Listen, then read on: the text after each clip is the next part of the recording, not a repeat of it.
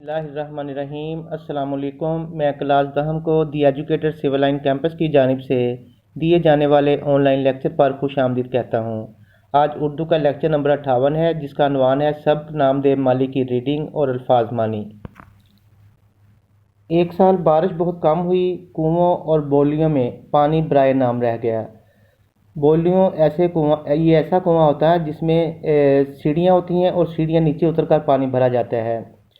باغ پر آفت ٹوٹ پڑی یعنی مصیبت آن پڑی، بہت سے پودے اور پیڑ تلف ہو گئے یعنی ضائع ہو گئے۔ جو بچ رہے وہ ایسے نڈھال یعنی کمزور اور مرجھائے ہوئے تھے جیسے دق کے بیمار، دق کہتے ہیں ٹی بی کو، ٹیوبرکلوزس۔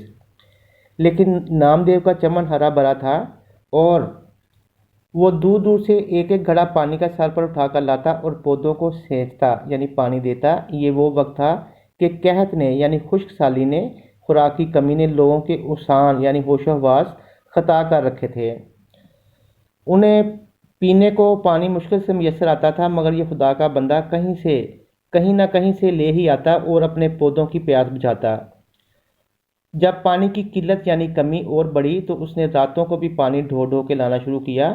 پانی کیا تھا؟ یوں سمجھیے کہ آدھا پانی اور آدھی کیچڑ ہوتی تھی۔ لیکن یہی گدلا پانی پودوں کے حق میں آب حیات تھا، یعنی ایسا پانی تھا جو ان کی زندگی تھی۔ میں نے اسے اس بے مثال کام پر، کارگزاری پر اسے انعام دینا چاہا تو اس نے لینے سے انکار کر دیا۔ شاید اس کا کہنا ٹھیک تھا کہ اپنے بچوں کو پالنے پوسنے میں کوئی انعام کا مستحق نہیں ہوتا، یعنی حقدار نہیں ہوتا۔ کیسی ہی تنگی ترشی ہو تو وہ ہر حال میں کرنا ہی پڑتا ہے۔ جب اعلیٰ حضرت حضور نظام کو اورنگ آباد کی خوشگوار آب و ہوا میں باغ لگانے کا خیال ہوا تو یہ کام ڈاکٹر سید سراج الحسن، نواب سراج یار جنگ بہادر، ناظم تعلیمات کو تفویض ہوا یعنی ان کے سپرد ہوا۔ ڈاکٹر صاحب کا ذوق باغبانی یعنی باغ لگانے کا جو شوق تھا مشہور تھا۔ مقبرہ رابعہ درانی اور اس کا باغ جو اپنی ترتیب و تعمیر کے اعتبار سے مغلیہ باغ کا بہترین نمونہ ہے، مدت سے ویران اور سنسان پڑا تھا یعنی غیر آباد تھا۔ وحشی جانوروں کا مسکن تھا یعنی رہنے کی جگہ تھی، اور جھاڑ جھنکار سے پٹا پڑا تھا یعنی وہاں جو گندگی تھی وہ بہت زیادہ تھی۔ آج ڈاکٹر صاحب کی بدولت ساتھ سبز و شاداب اور آباد نظر آتا ہے۔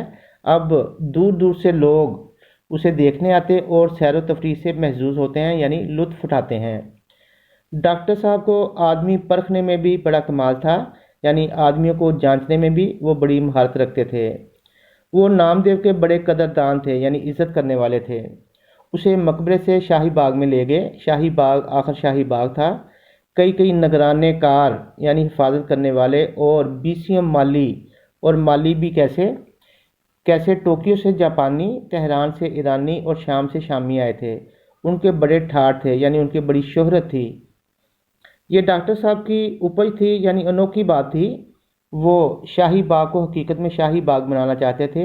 یہاں بھی نامدیو کا ہی رنگ تھا۔ اس نے نہ فن باغ کی کہیں تعلیم پائی تھی اور نہ اس کے پاس کوئی سند یا ڈپلومہ تھا، یعنی اس کے پاس کوئی مالی ہونے کا سرٹیفکیٹ نہیں تھا، البتہ کام کی دھن تھی یعنی لگن تھی۔ کام سے سچا لگاؤ تھا اور اس میں اس کی جیت تھی۔ شاہی باغ میں بھی اسی کا کام مہاکاج رہا یعنی سب سے بڑا کام رہا۔ دوسرے مالی لڑتے جھگڑتے، سندھی شراب پیتے، یہ نہ کسی سے لڑتا جھگڑتا نہ سندھی شراب پیتا، یہاں تک کہ کبھی بیڑی بھی نہ پی یعنی کبھی سگریٹ بھی نہ پیا، بس یہ تھا اور اس کا کام۔ ایک دن نامعلوم کیا بات ہوئی کہ شہد کی مکھیوں کی یورش ہوئی یعنی شہد کی مکھیوں کا حملہ ہوا۔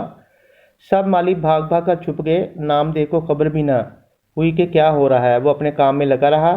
اسے کیا تھا کہ قضا اس کے سر پر کھیل رہی ہے، یعنی اس کی موت کا وقت قریب ہے۔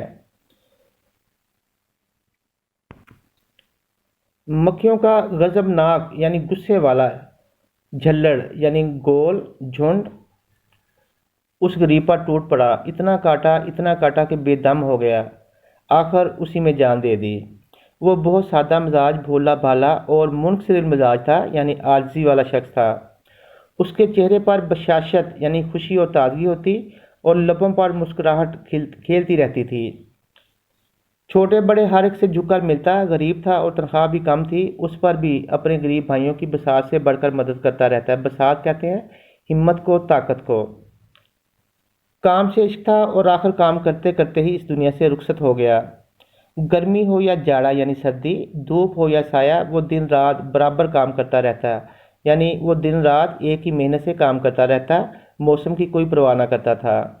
उसे कभी ये ख्याल ना आया कि मैं बहुत काम करता हूँ या मेरा काम दूसरों से बेहतर है, इसीलिए उसे अपने काम या काम पर फख्र या गुरूर ना था।